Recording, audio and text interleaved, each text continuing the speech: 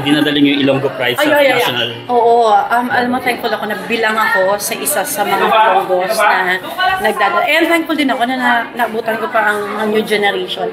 Nasa point na rin naman ako na ng career ko na malapit na rin, malapit na rin akong umexit sa career ko. Pero as much as possible, yung mga natitirang years ko, gusto ko naman makatulong, makaambag, or kung ano ma-impart ko sa mga bata, lalo na sa mga sa team ko ngayon sa Zoo, sobrang talagang tsinatsaga ng team.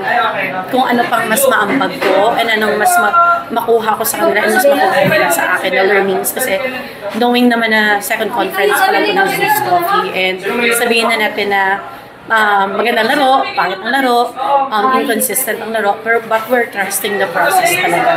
Masakit yung talo, di ba? Na parang tinatry din namin talaga ng management, di ba? Na parang palakasin, but yun talaga, malakas talagang teams, malakas na nakakalaban namin, so magdo-double time pa kami. And yung patience sa progress ng team. Siguro yun sa nabanggit mo lang kanina, yung sa retirement, siguro mga ilang years. In time soon. Nakikita ko na ang sarili ko by next year or next 2 years eh. Kasi doon ako sa point na yun eh.